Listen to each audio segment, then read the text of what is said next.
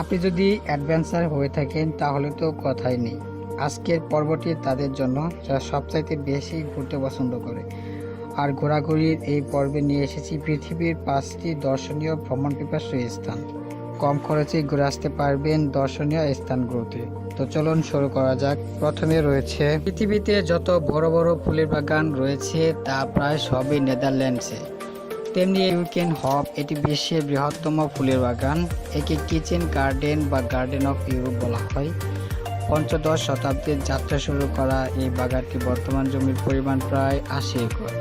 এই বাগান থেকে প্রতি বছর 70 লাখের বেশি টিউলিপ উৎপাদন করা হয়। সাধারণত গ্রীষ্মকালে মার্চ মাসের মাঝামাঝি সময়ে এই বাগানটি দর্শনার্থীদের জন্য উন্মুক্ত করে দেওয়া হয়েছে। দ্বিতীয় নম্বরে রয়েছে বারুস আইল্যান্ড, এটি মালদ্বীপ। ছোট বড় প্রায় 2500 দ্বীপ নিয়ে এটি গঠিত।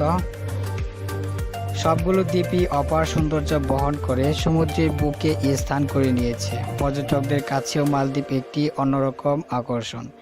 মালদ্বীপের হাজারো দ্বীপের মধ্যে বারুস অন্যতম সুন্দর একটি দ্বীপ। পর্যটকদের সমুদ্র বিলাসের জন্য নিরাল সময় কাটানোর জন্য এখানে সমস্ত কিছুর আয়োজন করা হয়েছে।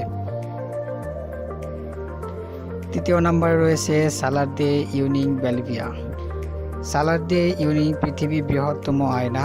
বর্ষাকালে বলিভিয়ার বৃহত্তম এই লবণভূমি বিশাল এক প্রাকৃতিক আয়না তৈরি করে।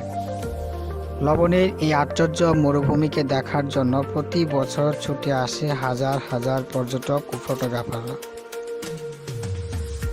চতুর্থ নম্বরে রয়েছে পাঙ্গং লেক, লাদাখ। সমুদ্রপৃষ্ঠ থেকে প্রায় 14,000 ফুট উপরে অবস্থিত মরুভূমি আর পাহাড় পর্বত বেষ্টিত এক প্রাকৃতিক নিঃসর্গের নাম পাঙ্গং লেক। এটি ভারত ও চীনের সীমান্তবর্তী অঞ্চলে অবস্থিত, যার নাম লাদাখি। এটি এক এক ঋতুর এক এক রূপ ধারণ করে। সুনীল এই লেক অপার সৌন্দর্য অবলোক করার সবচেয়ে উপযুক্ত সময় জুন থেকে সেপ্টেম্বর মাস পর্যন্ত। পঞ্চম নম্বরে রয়েছে ঝাংজিয়া ন্যাশনাল পার্ক, চীন।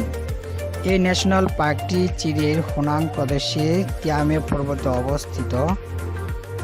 পৃথিবীর সৌন্দর্যের আধার পার্কটি বিনোদন ও পর্যটক কেন্দ্রবিন্দু হয়ে উঠেছে।